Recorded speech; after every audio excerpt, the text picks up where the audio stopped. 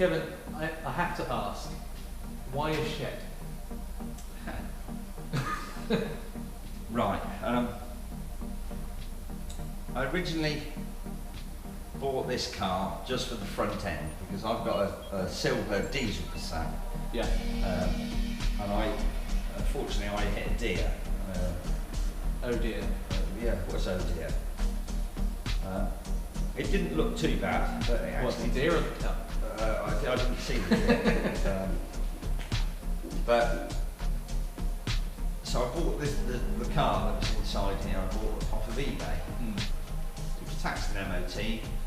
I drove it about for a couple of months because I was just too busy to do it.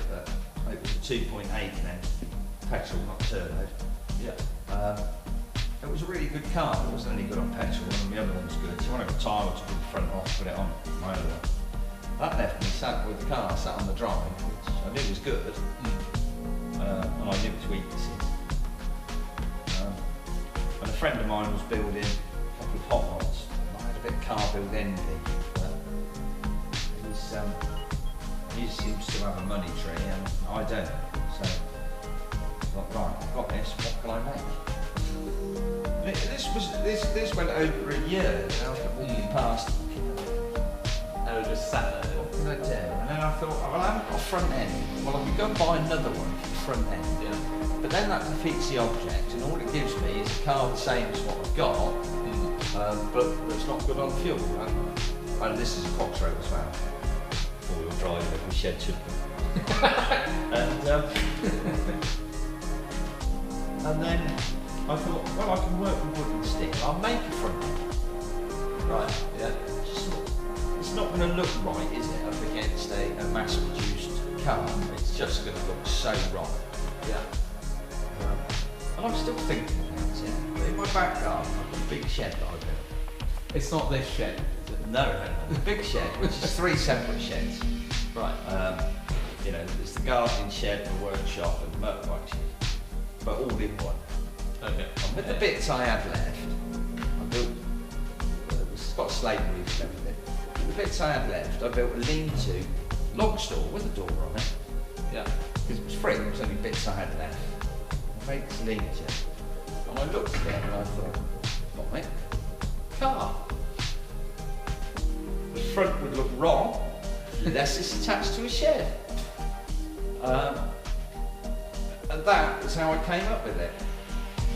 And I was chatting to one guy who was talking a lot. It was online actually, and he, wow, it must be amazing to go from a detailed drawing to something you actually drive on the road. And I replied to him, drawing? What drawing? And the conversation paused for about 10 minutes. It had been flowing up to that.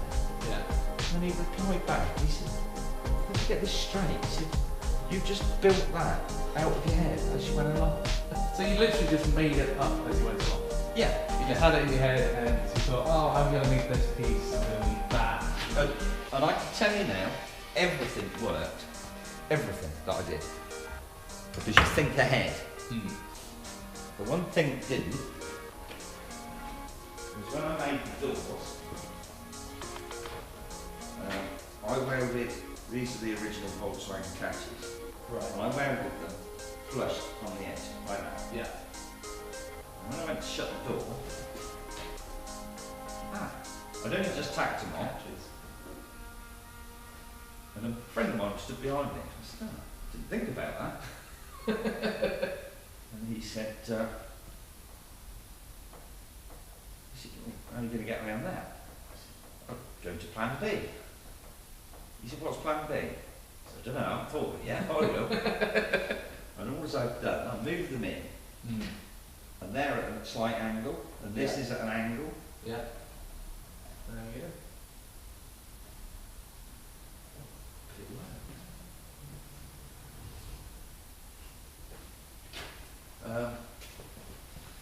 So yeah, I'm going to stop for something to eat. Do you want something to eat? Sounds like a plan.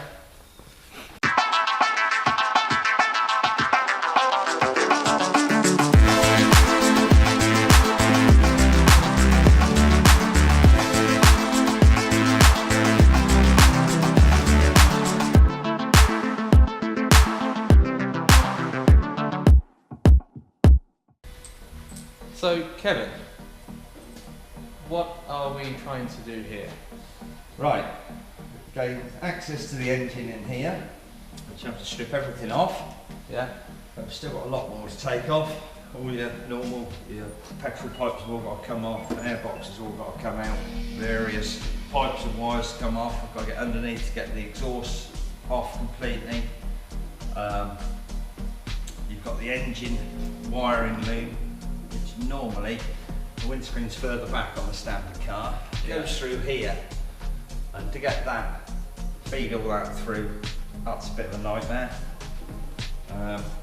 Drain the aircon down, drain the water, oil. You probably can't see. I put this is an Audi engine, which is in a Volkswagen Passat chassis. Yeah. In the Audi chassis, these chassis legs here, chassis rails, are over 2 inches further out on an Audi. Oh right, okay. And you can see down here, you see how tight it is. Yes. So on an Audi, you'd have that much more space. Yeah. Well, that much space you can get your hand in. So, you know, you can't normally see all of this, but you can see yourself just how tight absolutely everything is. Yeah. So basically you're taking apart the engine because you need to get to the turbos which are currently in. Yes. And your intention is to replace those turbos because it had an issue. Yeah, I've got at least one turbo fail. Hang on there a second. It's like Christmas. Yeah. Here we've got the turbos that are on there. Yeah. Are brand new, genuine OE KO4 turbos. Yeah. Which this engine originally had KO3s, these are bigger. Right, so exhaust gases go down here. Yeah. On an ordinary car, that would just go straight out the back. So that spins that turbine in there, which spins that turbine there. Look how tight it all runs. Which that then actually becomes a compressor. Okay. So that creates pressure. Yeah. Which then on this goes through the intercooler, because the air then would then be hot. Yeah. And you need it to be cold. Colder the air, bigger the bang. So it goes through the intercooler. I've also got this water methanol injection as well, which goes in. Yeah. That is basically how a turbo works. It has an oil feed and an oil drain, and it has a water feed as well, water cooled. No idea why they failed. This thing here, that's called a wastegate, which when it's up to however the engine's been set up to the pressure, your wastegate will open so that it just doesn't overboost. That's a turbo. So we won't actually know what's wrong with the turbos that are currently in until we've got it all apart. Until it's completely apart. And it's not an easy task because you're saying that this, even though it's a VW Passat, has like the base. Yep. You replace the engine with an Audi. Yes, an Audi bi-turbo, 2.7 litre bi-turbo. In the Audi, I say the chassis rails are longer. Yeah. And also in a car where the windscreen's further back, there's a lot of my wiring now is inside the car, which just makes it really awkward. Made it hard for yourself. Yeah, well, I didn't plan to keep taking the engine out. But okay, it's broke, so you've got to mend it.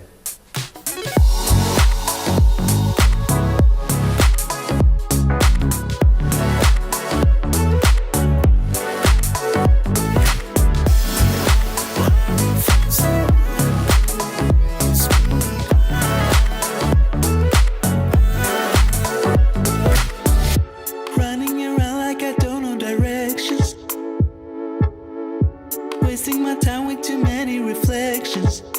Yeah. And since you've been gone, I've been trying to fix me. And I'm getting there. Yeah, I'm getting there. Lately Lately I've seen you on television. Yeah, it feels like I'm watching you from a prison. And I want to hold myself in my own arms at night, but I'm moving on. Yes, I'm moving on. You're so troubling. I must find my way to make this stop. Yes, I'm stumbling, but I will find someone to raise me up.